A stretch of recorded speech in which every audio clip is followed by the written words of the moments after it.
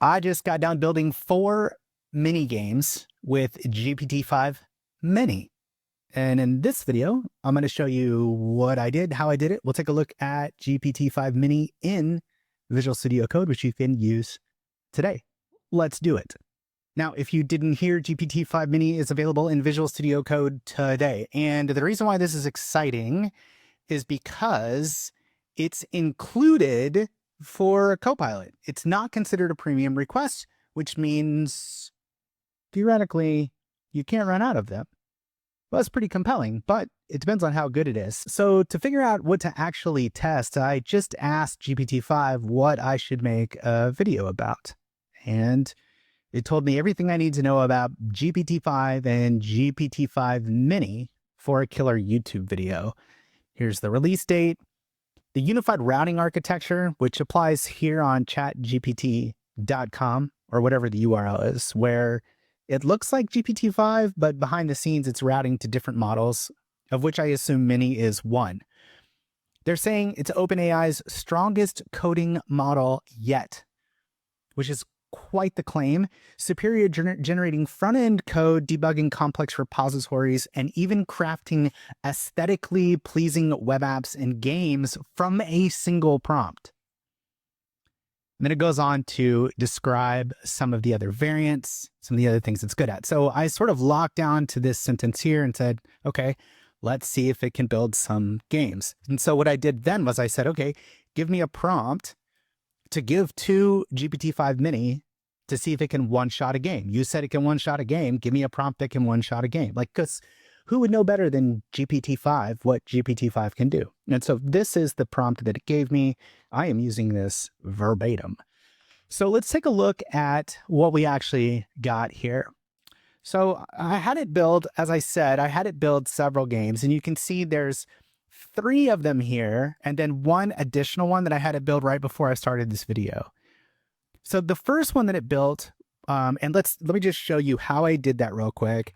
If we do prompt files, there's just one called game, and this is it. And I literally just went down into the chat and said game, and then for every game after the first one, I just said and put it in a new folder, just like that. Simple as that. So let's take a look at what it actually built for me. So the first thing that it built was this Moth Drift. Now, I'm going to pull this up and you're going to hear some music. The prompt says that it should pull the music in from the internet, but it was not able to do that. So I actually added these files, which are from Envato Elements, which I have a subscription for. Shout out to Envato, which is an excellent service. So that's more full disclosure. It did not come up with these tracks. I added them. So let's look at this first one. The first one is called Moth Drift, and this is what it looks like. Let me refresh here to get it to sort of center up. So now we see click to start, guide a glowing moth through a shimmering night garden, move with your mouse or touch, and the moth will gently follow your pointer, collect the luminous pollen orbs. Basically, you go around and try to pick up these pollen orbs. You can see it's kind of even going behind the scenes. So let's start. And the music's actually not playing, so it's a bit of a bug. But see this little shadow thing here? If you hit these, you die. So let's go again here. Oh, there's the music. The moth this is supposed to be a moth that looks kind of like Mickey Mouse, but I don't even know if you can see, I don't know how well this is coming through on video, but they're hard to see. And it's actually quite startling. Like if you get really into the game, you're trying to avoid them because they're so hard to see. And it kind of startles you. So this is a Moth Drift. This is the first one that it made. And I think, generally speaking, this isn't aesthetically pleasing. I would agree. Considering it didn't have any game assets, it had to come up with the concept all on its, It had to come up with the concept all on its own. I would say it delivers on that promise. Okay. The next one that it made was called Aurora Bloom. Same thing with this one. I added a track from Envato because it was not able to find tracks on the internet, which I don't expect the model to be able to do that. The instructions, the prompt file actually says here, the actual prompt says, includes simple background music and sound effects, royalty-free links, but it doesn't give it any royalty-free links. So I feel like that's not very fair. So let's look at Aurora. What was it called? Aurora Bloom. This one's my favorite. So this is Aurora Bloom, and Aurora Bloom is really just kind of like Space Invaders. You collect these orbs, just like this, and you score points for every orb you collect. So you can see it's a lot of just like collecting balls. It's balls collecting balls in both of these games, really. And you have to avoid the triangles, which it calls shards. Collect the orbs, avoid the shards. There's sort of a delay here, which makes it a little bit tricky. There's no penalty if the balls pass below the bottom. It's relaxing to play though. And again, I think does this qualify as aesthetically pleasing? Yeah, I think so. I mean, look at the little orbs at the top that are kind of translucent, and they don't actually come down. They're just kind of there while these fall. And this one's a lot nicer, right? Like when game over, it just kind of continues to go in the background. It's just, it's very nice. My favorite. That's Aurora Bloom. Okay, the third one it made was called Luminous Lotus, and this game is messing with me. I don't really understand it. So Luminous Lotus, again, you're probably going to see this coming, but it's an orb picking up other orbs, picking up on a theme here. It says, use the mouse to move the glowing lotus, collect drifting motes to grow and score points, avoid dark ripples. They shrink you. Survive as long as you can. The problem is, I don't know what is a dark ripple here. I don't see any dark ripples. But the game does seem to, I do lose points. I just lost a point. I don't know if it's when one of these dots turns into ripples, I guess is when it's like you want to get it, but at some point it's too late. Yeah, that's what it is. Yeah, that's what it is. So the dots become like toxic once they turn into ripples, and they blink right before they do that, it looks like. Is this one gonna go or what? No, it actually never did.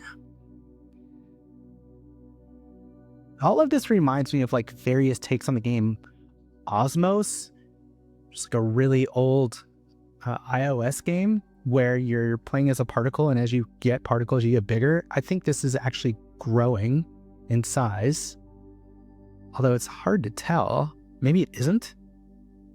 I think maybe it's hard to tell. Anyway, this is Luminous Lotus. I don't know what this shape is supposed to be. It had to draw all its own assets, so I forgive it for being somewhat, what is this? What even is this? Okay. So right before I turned this video on, I sent the same prompt back in and had to build another game. So it built Celestial Sylph. What is a sylph? I don't even know what that is. So let's see if this even works. So that'll be the first test, is like, did it one-shot a game?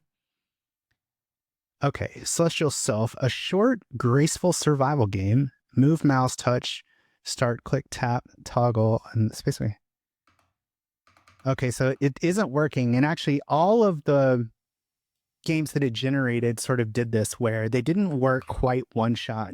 And so what I would do is kind of something just like this. In fact, I think I've seen this error about 5 times today. Almost all of them had 1 or 2 errors, but usually I could just come right back in and paste it in here, just let it go back to town, and it was able to fix its own error.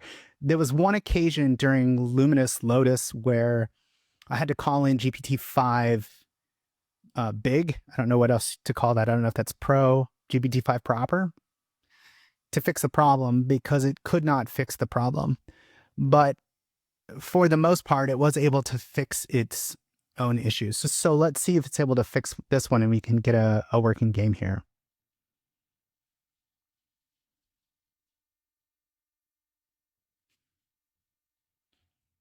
This is a great chance to see the speed of GPT-5 Mini as well. Watch it in action. It did just drop today, so there's some chances that speed improvements will be coming. But we can sort of watch it work here and see what this is like in real time. And I won't speed this up. I'll just let you sit here awkwardly with me and watch this thing cook. Because this is real life. I hear sound.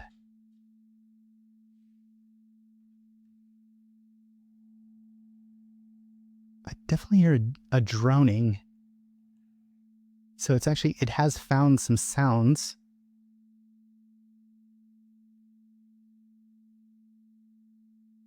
Okay, it's saying that it's working. Let me close this. Here it is. What? Do I collect these things? Is that what that didn't quite work, did it?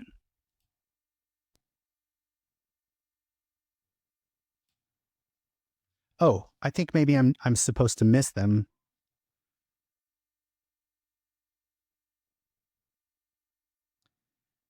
I mean, I think this game is broken. Yeah, this isn't right. Let's feed it back in. We just keep going until we get something working. And then while this cooks, let's talk about one other thing. I had to create its own landing page for these games so you can actually go play these games. And I'll put a link to this in the video description. You can go out and play this game if you want, or these games if you want. And this is the page that it created. Now, this is where I called in GPT-5 Pro, proper, whatever you call it. 5 Mini was not able to create a web page that I thought was even remotely acceptable. It reminded me a lot of the design capabilities of like GPT 4.1. So this is what 5 proper gave me. It came up with these little cards here. It drew the SVGs, although these don't look necessarily like the games. Like the Moth is an Aurora Bloom and there. You can play the tracks. I don't know why you would want to do that, but you can. And you can copy the prompt here, which was kind of the idea. I hear the drone again, so it must be trying to tell me it's ready. Let's take a look. And I think I'm just supposed to avoid these things. Am I? Or do I pick them? Oh, no, I picked them up. Okay, so you pick, I get it. You pick these up, and then if you hit the faded ones, then you lose points, right? Let's hit a faded one. Doesn't do anything. Run complete, 26. Oh, because it's keeping track of lives over there. All right, let's try again. 3 lives. So the drone is very annoying. I think that's its version of background music. So we can fix that with a nice track from Envato. The game doesn't really look like it gets any harder though, so it's not really. I don't even know what happened. It's not really that much fun. But now we have a 4th game, Celestial Sylph, whatever that is. I'll leave a link to this site. You can go grab this prompt for yourself, try it out, and see what happens for you. You can have it create games over and over again. The interesting thing about this is that you're not telling it what game to create. You're just telling it to create a game. But as you'll notice, it very much kind of creates the same game over and over again. You should be able to use GPT-5 Mini in Visual Studio Code as of today. And again, the best thing about it is that, let's undo that. That's fine. The best thing about it is that it's included, right? And so there's no multiplier there, which of course means it's not a premium request, which means you get as many of those as you like. That's GPT-5 Mini. I hope you enjoyed this video. And as always, happy coding.